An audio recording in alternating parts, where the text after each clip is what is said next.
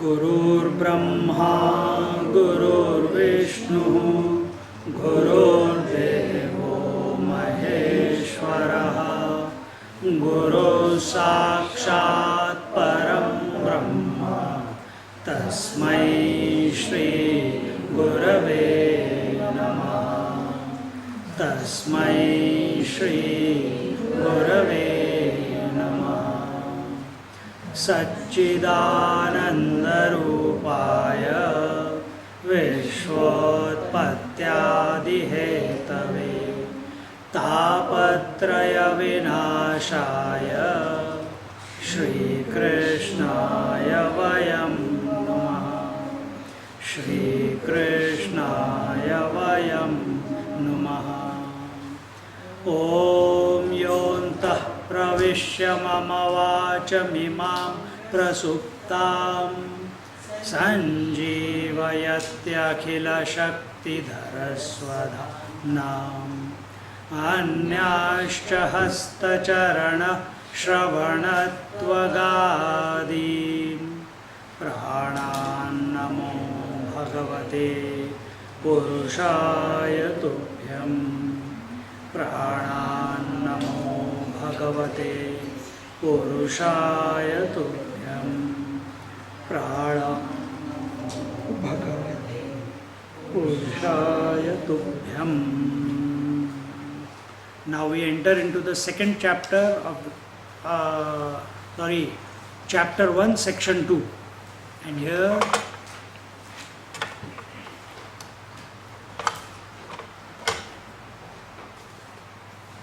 this is about the uniqueness of this supreme love. The main topic is the bhakti, devotion, and here the uniqueness of this devotion is exemplified through the principle of renunciation. So the 7th sutra says, Sana kamaya mana nirodha rupatvat Sana kamaya mana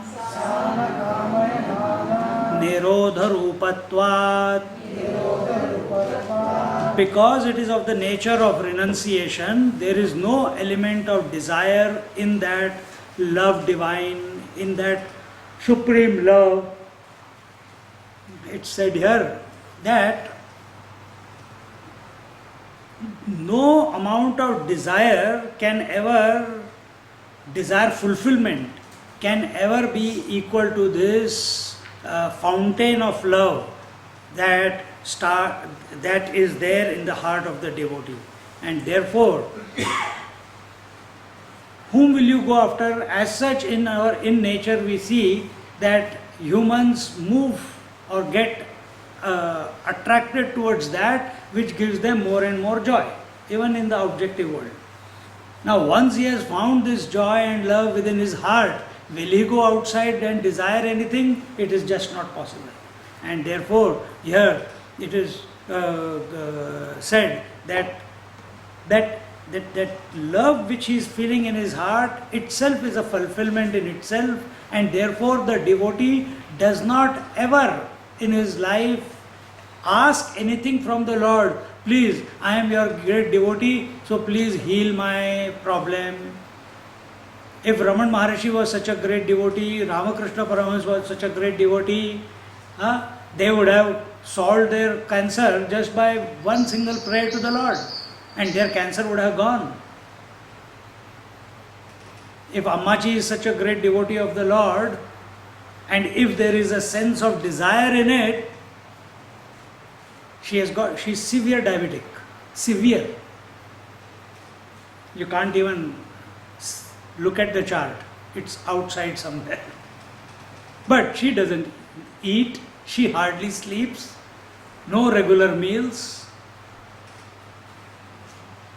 So, Lord, I can serve you more. Please remove my diabetes. Hari Om, Hari Om, Hari Om. No. He, the one who was in charge, the Rinpoche of this Kagyu monastery, his photograph is there. He also died at a very young age. He was only in his late 50s or early 60, 61, something like that. And they say that he was very healthy. Within 8 years, all this has happened, 8-10 years. Why? He started, out of that love, he started healing other people and their problems he used to take on himself. But that feeling was not there. Oh, now I must meditate that I should get healed so that I can take problems of more people away. No, that feeling is not there. This love is without any demands. No desire fulfillment. The Lord is not made into a means to satisfy your own desires. And therefore it is said, this love can be gained. This love starts expressing forth when there is renunciation of all the desires in toto. Because if even one desire is there, this love will not express itself. So therefore, looking at it from a different point of view, a devotee, he is not thinking that I must not desire. He is only wanting to be intoxicated in the remembrance of the Lord. And in that mind where only Lord and Lord alone is there, from such a mind all the desires with their roots are removed. Urva rukameva bandhanat mrityor mukshya mamritat. He does not give up the desires. See, I keep telling, this is my own experience. I used to do pranayama and all that, and some vices I had, they used to go away. And when I used to stop pranayama and my meditation, they used to come back. 2 years went by doing this experiment, and I was getting frustrated. Arey yaar, ye jata hi nahi hai. Every time I do pranayama and start deep meditation, within 1 week, 1.5 weeks, they will leave me by themselves. But the moment I stopped, they used to come back. I was trying to find a solution. How do I get out of this? How do I get out of this? And one day, while I was just waking up from sleep, the idea came.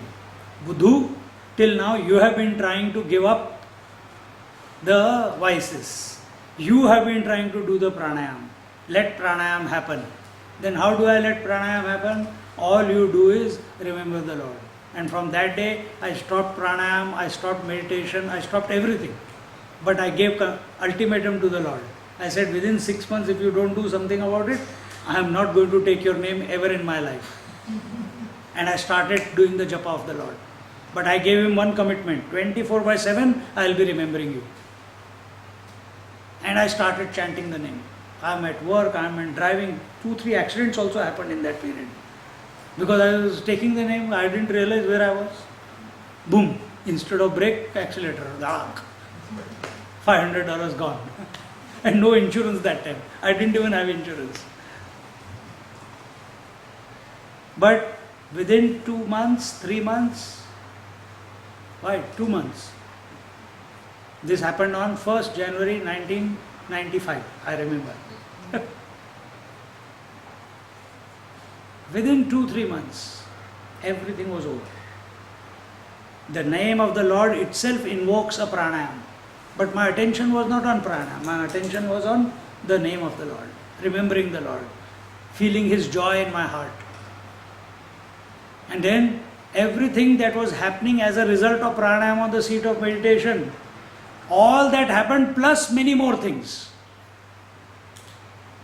And within 6 months, 7 months, in that, as a result of that, I can only say that Swami Anuvanji came into my life. Because what next? Now there is nothing, the mantra also stopped, the name of the Lord also stopped. because there is nothing to achieve anymore. Then what? Then slowly the frustration was coming, in the sense that what's next? Is this what it is? And then one day, while in the seat of meditation, again, just like chant the name of the Lord was crystal clear in my head, this feeling was there. Go and study scriptures. Study scriptures. Not go and study scriptures. Study the Shastras. Shastra Adhyayan. Then I bought all the books. Nothing. I couldn't understand anything. And then I bought the ticket to Himalayas. I said, okay, there are many teachers in Himalayas, I'll go there. And how it all unfolded, that's another story. But it happens. So here, the devotee who has cultivated this, or who in whose heart this love is expressing, slowly but surely, without his knowledge, he starts turning away, moving away from all the normal, not only temptations of the world, but also anxieties of the world, expectations of the world. He does not care. Arey yaar, bill kaise pe hoga? Arey yaar, who will make the food? Arey yaar, who will do this? One more great saint was there. His name was Bhanudas. And he was very different. One day father said something, he says, no, I will not do it. The father said, get out. He walked out. And straight away went into a cave in the hills, somewhere, wherever he was staying. And for 7 days he did not come back. Somewhere, somehow, did he think from where the food is going to come? If you think where the food is going to come, you will never leave the house. Did Dhruva think, I'm going to search the Narayana, let me take a bag, let me pack my backpack. What will be there? A bottle of water, few sandwiches, maybe a sheet to cover myself, dry fruits to last longer. With all this preparation, you think God will come into your mind? Abandon and walk out. Just how Papa Ramdas did. You read that story, In Quest of God? Just walk out. This Bhanudas also walked out. What? You told me like this? I go. Went and stayed. Didn't worry.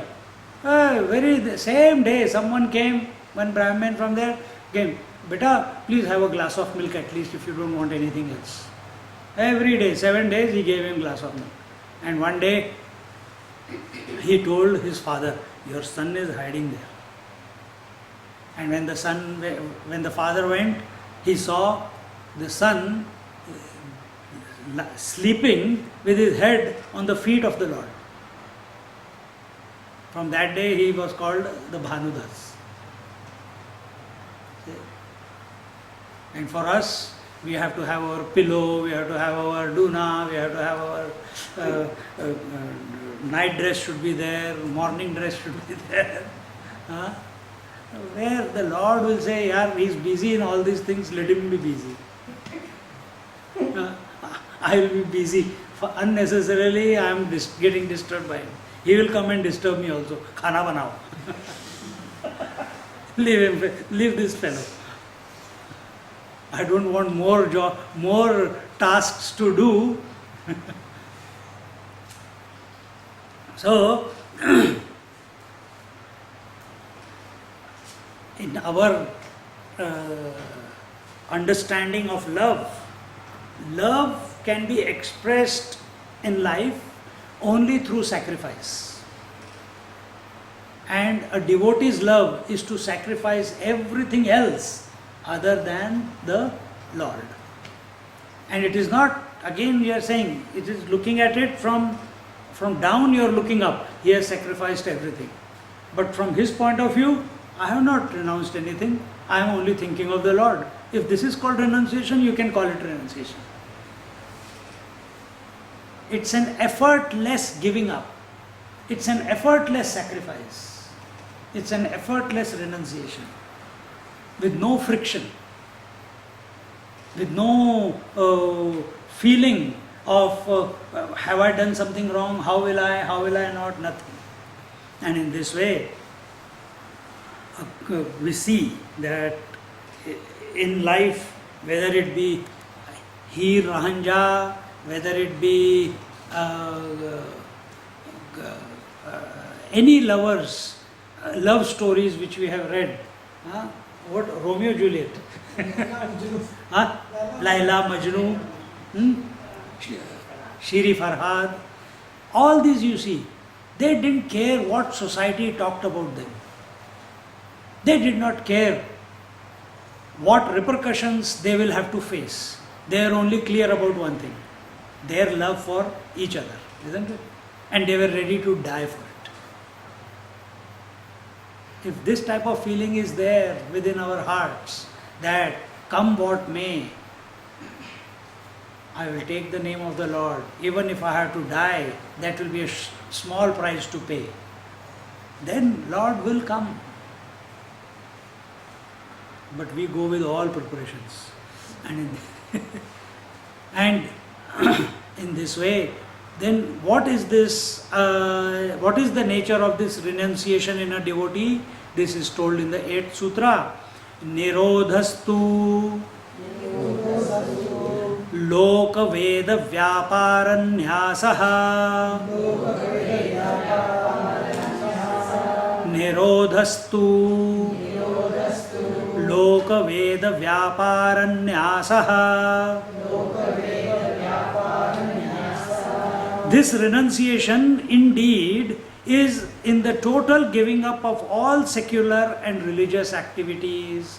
What is that which is needed to be given up? All desires to achieve in a sense of duty in the outside world and also in the spiritual world or in the religious world, it is told here.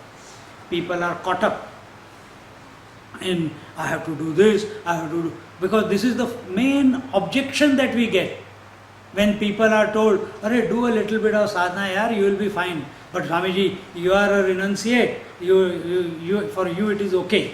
But if you get married, if you have to pay the bills, you have to do this, you have to do that, then you will come to know. It's not a qualification to pay the bills. Why do we have to create a special identity of ourselves that we are duty bound and therefore we choose that duty to be a burden on our shoulders and then suffer on the account of it? Isn't it? So it's become an excuse not to pursue the spiritual path, not to remember the Lord in the name of duty. But that same scripture is telling you that greatest duty of human beings is to remember the Lord, to realize the Lord. That duty they can't remember. Dharma, Artha, Kama, Moksha, these are the places where you can put efforts. And what is the ultimate purpose of putting efforts? It says even if Dharma, Artha and Kama, the duty to follow the Dharma, duty to follow, to put efforts to procure wealth, putting efforts to satisfy desires, even if all these are not there, the greatest duty is to put efforts towards self-realization, moksha. See? And how do you come to know? When you study the scriptures, when you analyze your life correctly, when you come into the sangati of saints and sages. That's how you come to know. Even though this answer is continuously erupting within your bosom also, you know the answer, that what you are doing in your life will not give you the complete satisfaction and fulfillment.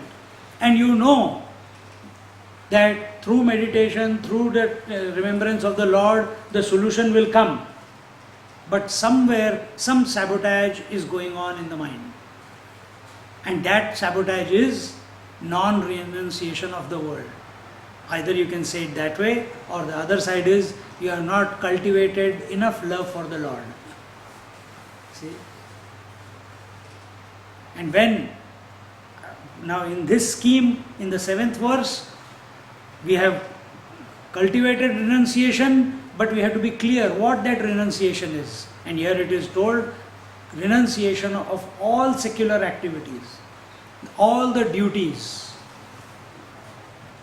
change the bed, clean the toilet, vacuum the floor, drive the car, go for shopping, organize the pujas. Then that comes into the religious. The religious, not only celebrating every festival, not only chanting, doing the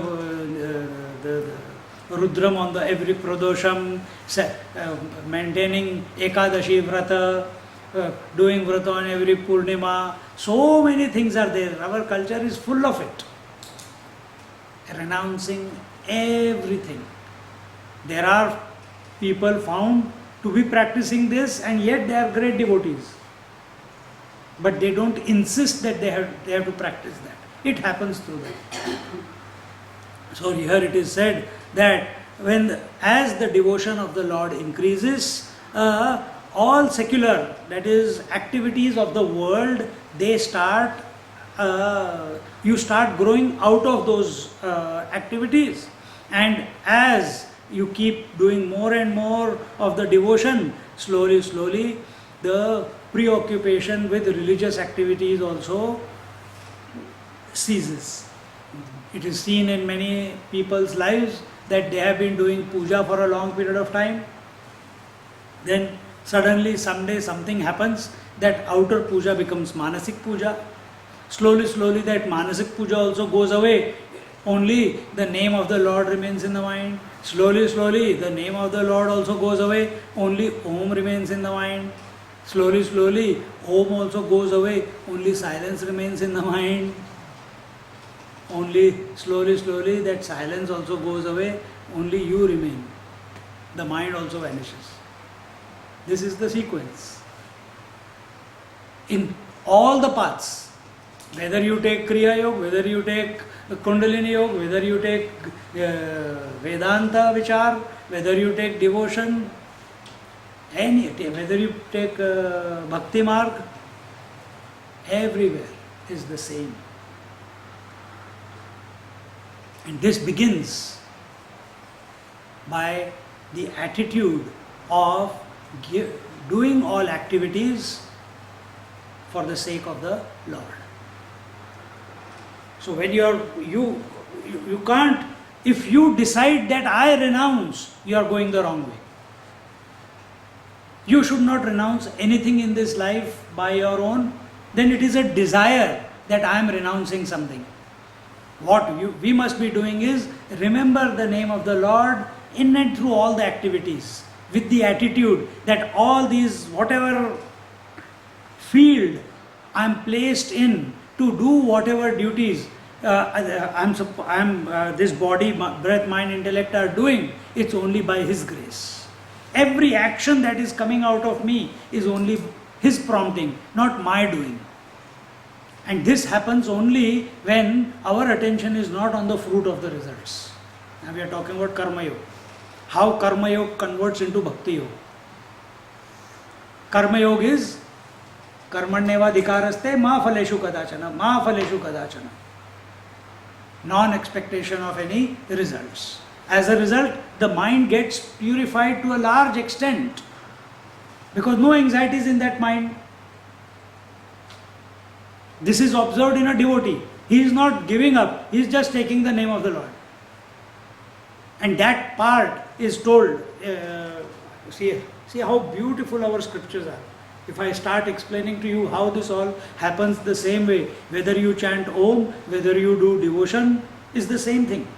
So what happens in, if you say Nada Brahma Yoga, where the sequence of the chanting of the name of the Lord is first loud, then soft, then from the heart, and then from Paravani.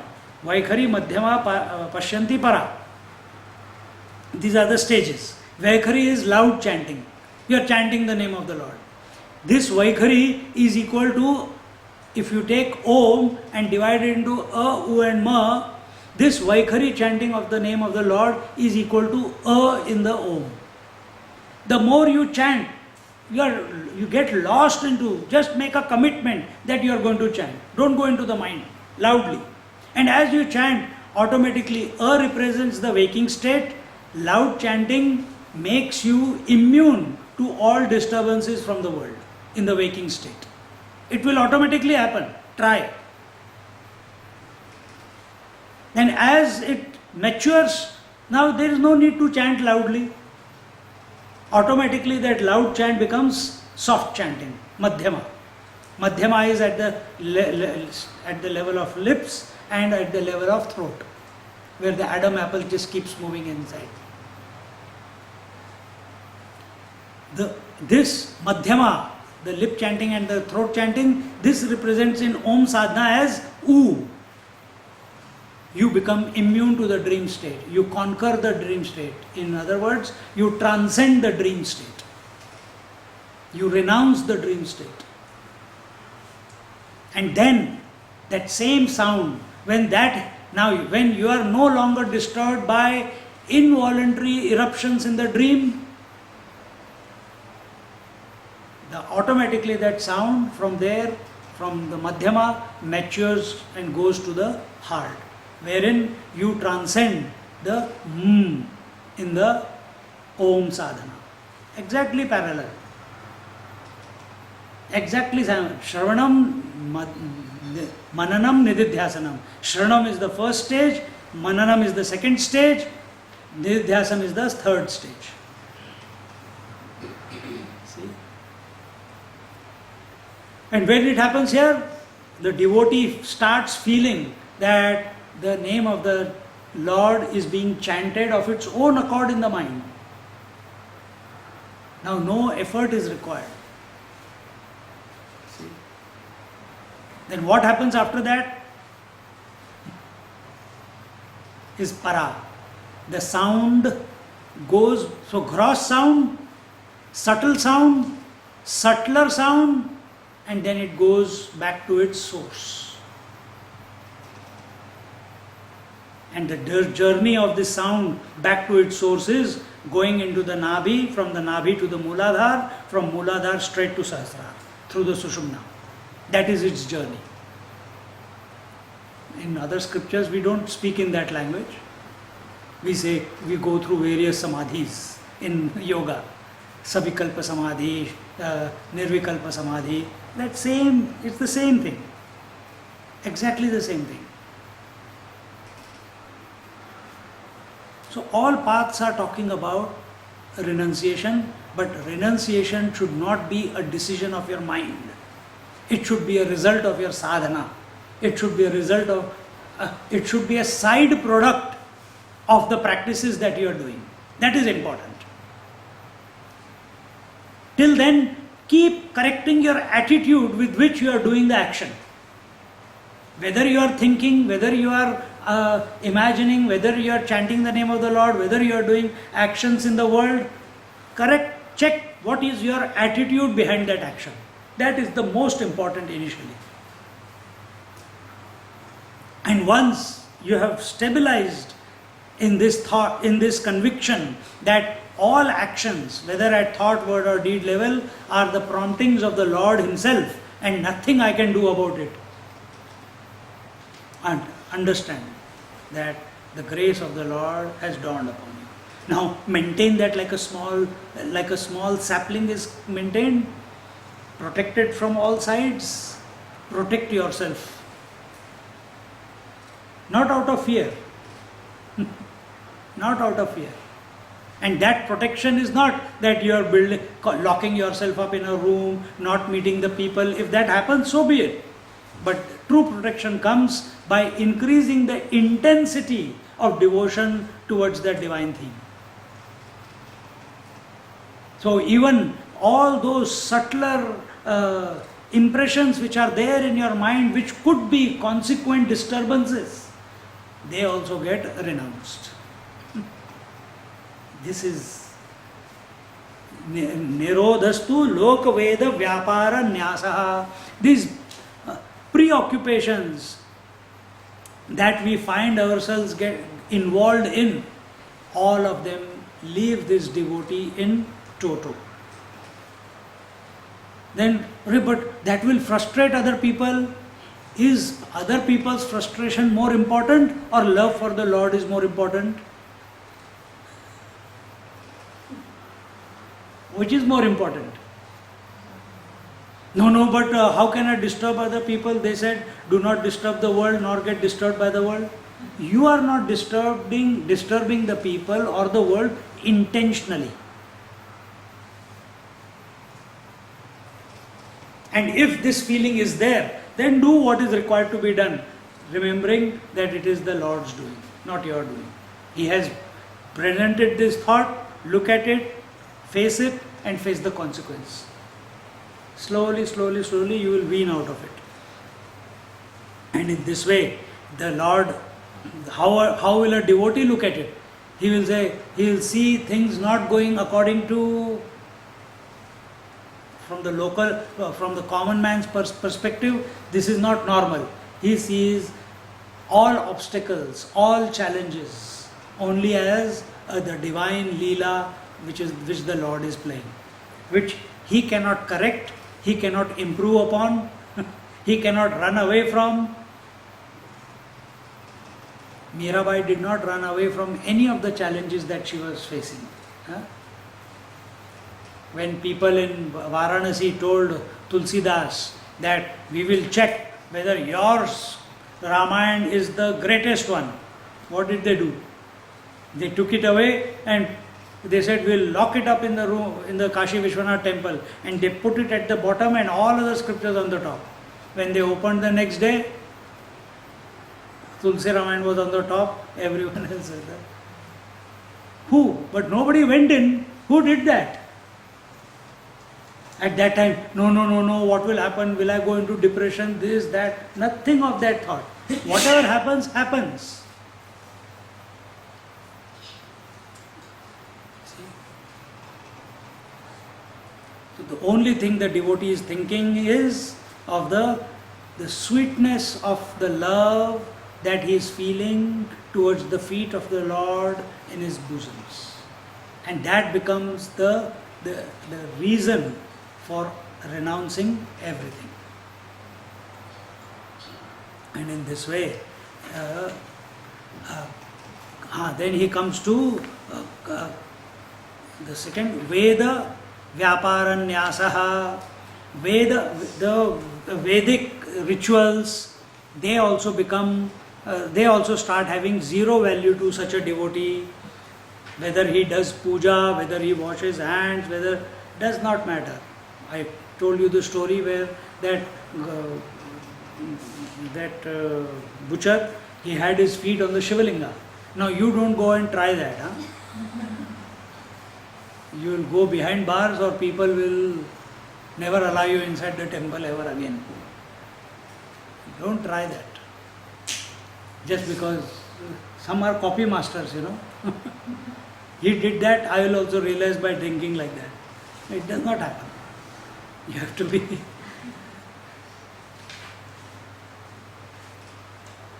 And such people, as this love, as this overwhelming love for the Lord starts emanating in the heart of the devotee, he becomes good for nothing. The words also don't want to come out of his mouth. If the body needs to get up from here and do something, the body seems as if it is paralyzed. He takes the name of the Japamala, he keeps rotating, that also, to move that one finger, to move that next bead, it becomes a humongous effort. It is not that he is lazy, it's that the mind has withdrawn from the body consciousness completely. And as it gets absorbed into the divine theme, deeper and deeper, to that extent, first the world is dropped, then the body is dropped, then the senses are dropped, then the mind is dropped, then the concepts are dropped. Then what remains is that divine alone. And once body is dropped, you see, a dead man is so heavy, isn't it? A dead man is very heavy to lift. No? Die and show. They say, I have never lifted one, but I am carrying one. I don't have to lift. Very heavy. Sannyasi is a renunciate. A renunciate is he who has done the last rites of his body. So I am carrying this dead body in my mind for I don't know how long. Last 6 years, of course, but how long more I have to carry, God knows. Right.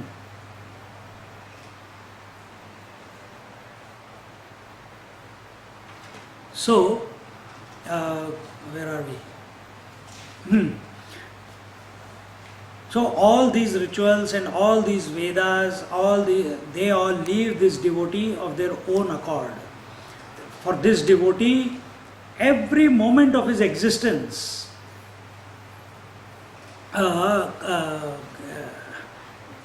becomes an opportunity to be at the feet of the Lord at that very moment. That's how his mindset becomes.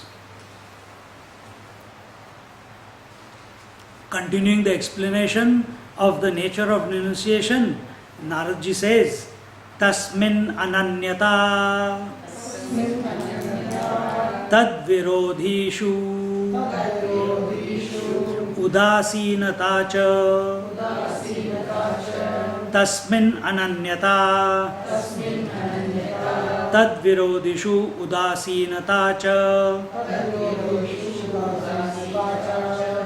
In the Lord, wholehearted, single-minded devotion, and in all else that are contrary to it, that is devotion, complete indifference. This is the nature of renunciation, nirodha. So what is renunciation? In this third verse it is told, complete indifference to everything other than devotion to the Lord is renunciation. Eyes will be open, ears will be open, tongue will be there. When Dhruva was meditating,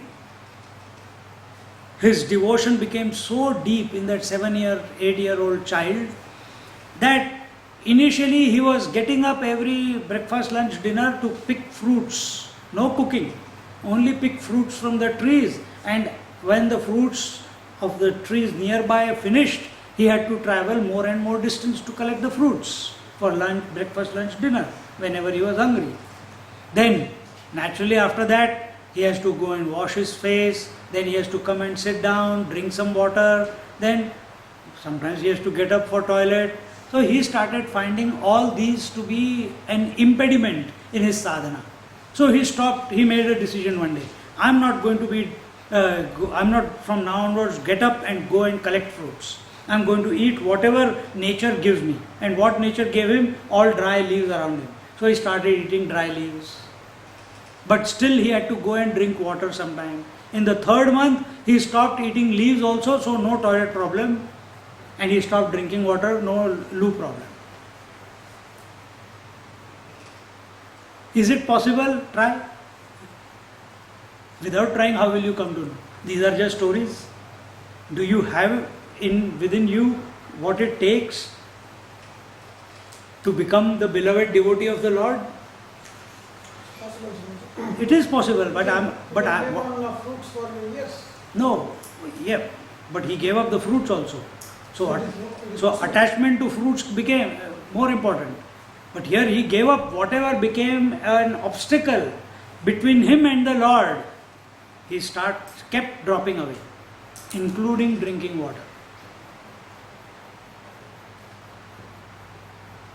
Try it 2-3 days, 1 week, then you will find out something more about yourself. कितने पानी में हो और कितने पानी के बाहर हो, है ना? So here, what is nirodha? What is renunciation? It is single-pointed identification with the Lord in your heart, and as a result of that single-pointed devotion towards the Lord in your heart, an utter indifferent attitude towards everything else other than the Lord which presents itself to you. So you are aware that all these are but nothing. no reaction to it. Because the understanding, devotion does not mean just foolishly, blindly following the name of the Lord. Devotion must bring about understanding. And the understanding is that if I give value to anything other than the Lord, it will become a source which will snatch me away from the Lord. It will take me back into the world. If I think of anything or give value or attention to anything other than the Lord. So, Hari Om, Hari Om, Hari Om, and suddenly, right now it is all nice and cool, suddenly the heat increases. And you start giving attention to the heat. The Lord goes away, slowly, slowly. Hari Om, which was going on with love and devotion. Hari Om, Hari Om, Hari Om, Hari Om. Gussa aana shuru ho jayega. That is not. And why this is happening? Because your attention is on the heat. So wherever your attention is, whatever your mindset is, that type of language we speak, that type of thoughts we harbor in our mind. The best way to work out, where is your mind? Don't ask someone. They will never tell the truth. They will only tell you what you want to hear. That you are a great devotee.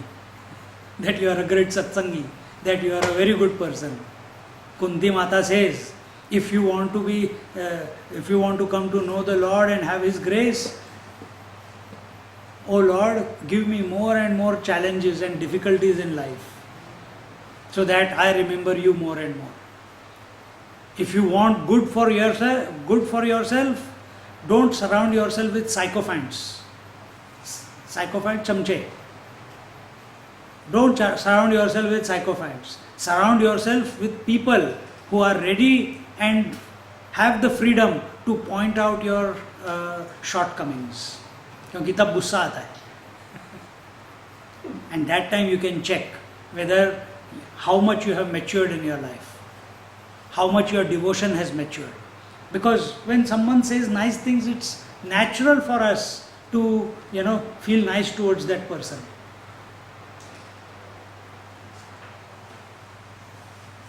So in this manner,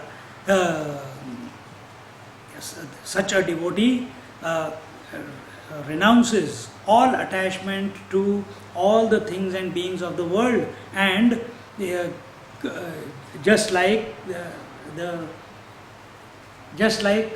the night is unfolded or is rolled away at the time of dawn, so also all attachments in the world are rolled away at the dawn of this devotion in our heart. See how beautiful. This is the renunciation, where you don't even know that you have renounced everything. All you think is of the sleep. The whole world renounces you.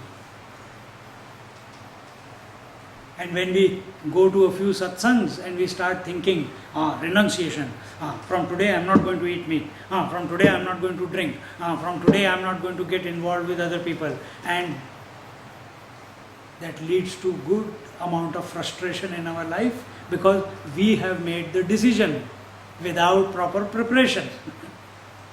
Isn't it? So in this way,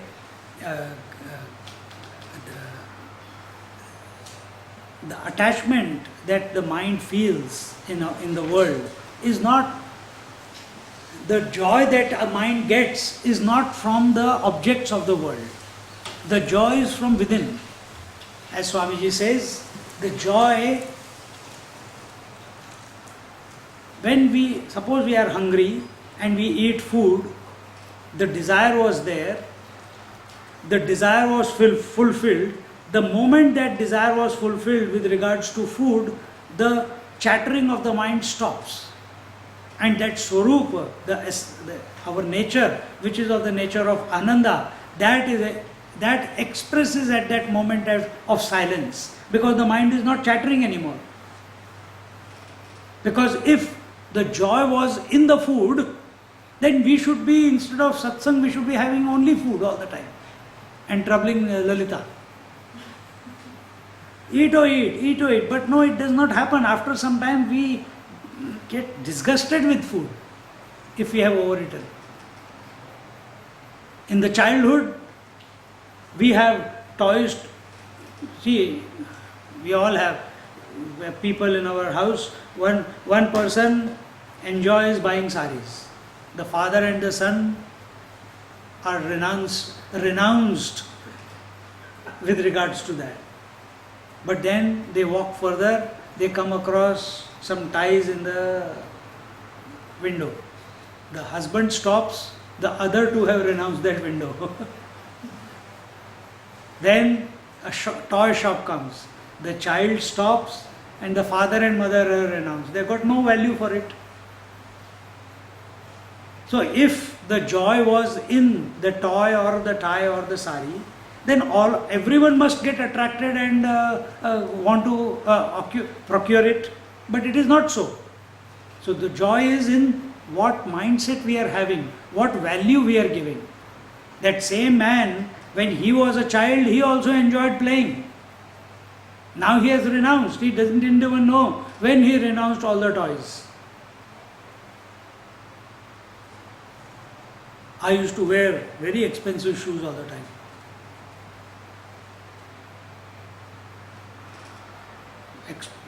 Lot of money in my pocket all the time. Now only keys to nothing. Huh? That's how it used to be. But now, nice glass goggles, and I enjoyed nice things. But now that thought also doesn't come, that I must buy these type of goggles, I must buy these type of shoes, I must buy these type of clothes, I must collect this, I must collect that, I must collect that. No. When did it drop? I don't know when did it drop. I'll have to go back into the memory lane. I don't want to go there. But it dropped, because right now it's not there with me. When did your childhood drop? When did your teenage drop and you became a youth? When the youth dropped and you became a parent? We just keep moving on. Just like that, when we become intoxicated with the name of the Lord, knowing that that alone is the solution for everything in life, because that is the only right thing to be done in life, then everything will start dropping away from us. And this way, a true devotee eventually drops everything. What is this exclusive devotion? See, there was one verse. Where was it?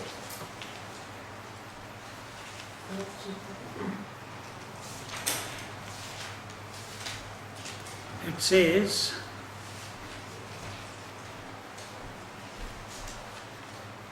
Tasmin ananyata, Hari. Tasmin ananyata. What is this ananyata? What is this exclusiveness? This is going to be explained in the next verse, next sutra.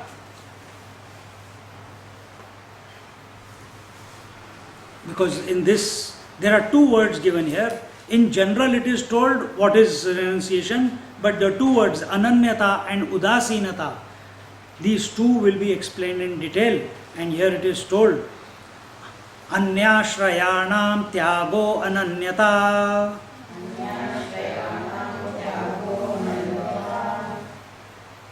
Renunciation of all other supports is wholeheartedness in devotion.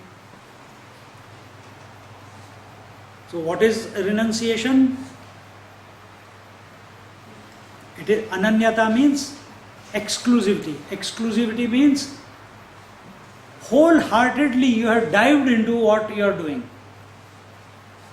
with no attention on the consequences of it. Some people you have seen that if a child is on a road and an accident is about to happen, something happens to that mother or whoever is an onlooker, and they just jump and save that child, unaware of the danger that they themselves were in, isn't it? That is ananyata.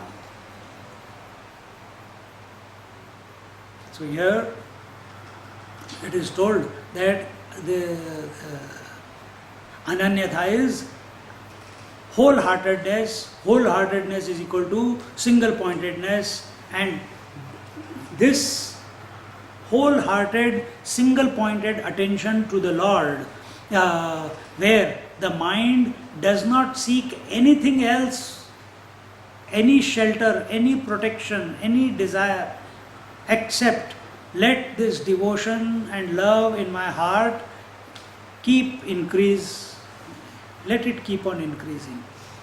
That's all he thinks about. And whether in the outside world there is dissatisfaction, food came or not came, things are conducive or not conducive, nothing matters to him.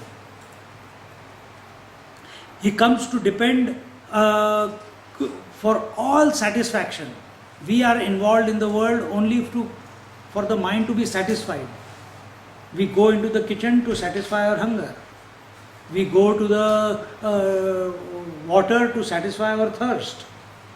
We create relationships to satisfy our emotional needs, isn't it?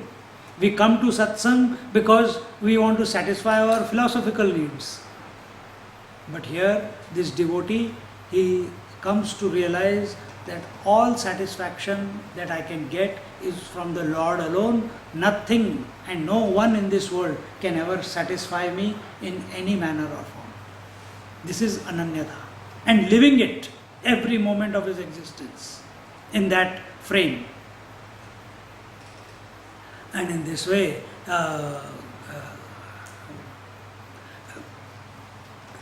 when he has cultivated this type of mind, then even if his senses look at anything in the world which is very tempting, the mind does not go out of the senses to get attached to that.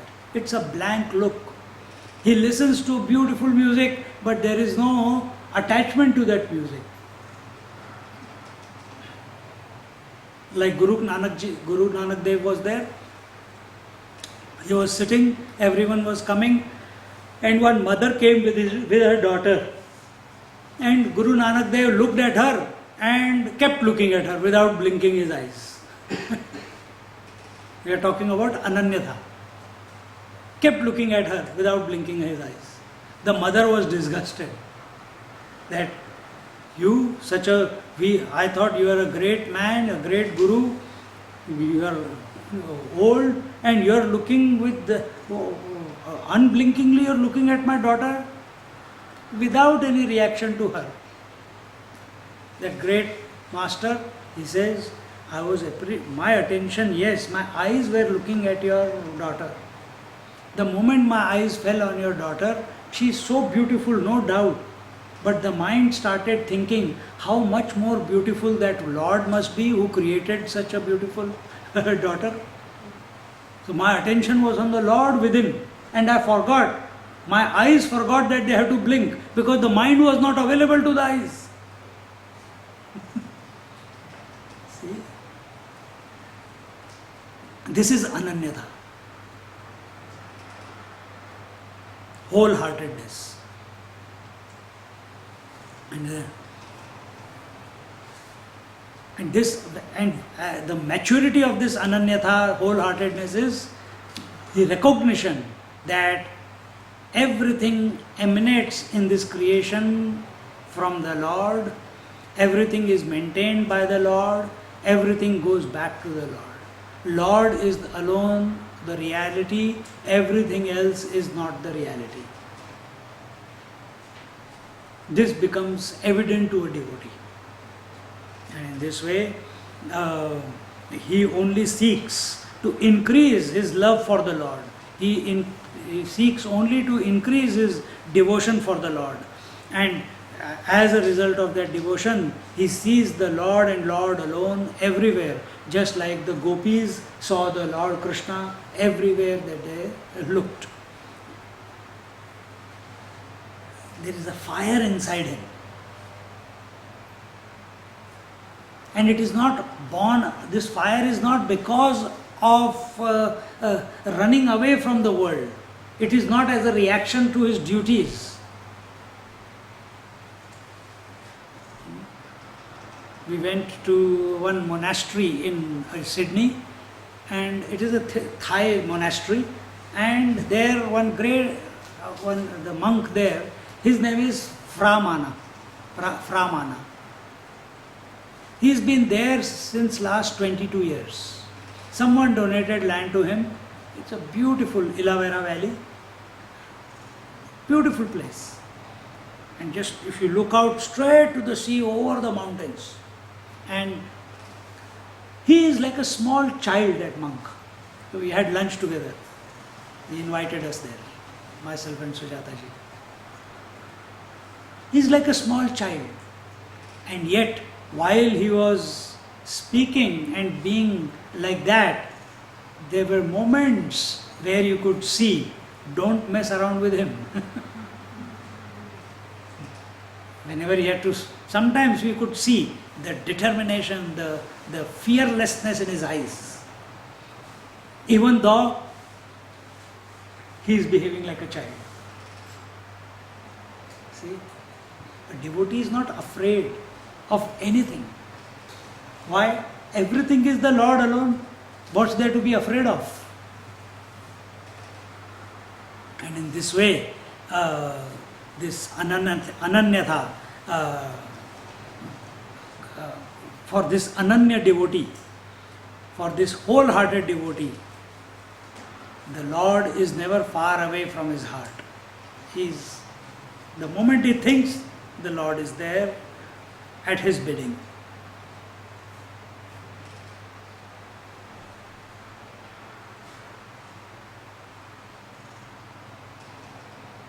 And when he moves around in this world, such a devotee, as I said in one of the classes,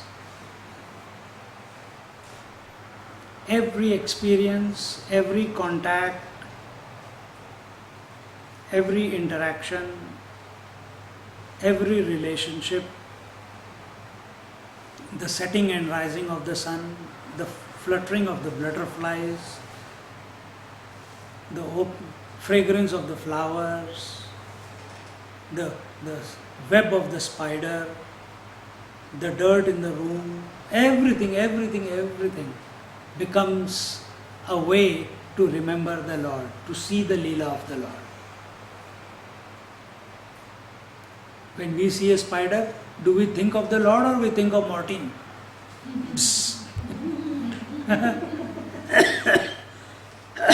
But he thinks of the Lord.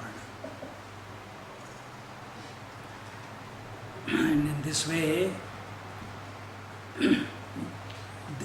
the ananyatha was explained. And now the second word, the word tad virodhishu udasinata cha. So this udasinata, the indifference, what does it mean? That is told in the 11th verse, which we will see in our next class. Om Purnamada Purnamidam Purnaha Purnamudachyate Purnasya Purnamadaya Purnamevavashishyate. Om Shanti Shanti Shanti. Hari Om Shri Gurubhyo Namaha. Hari Om.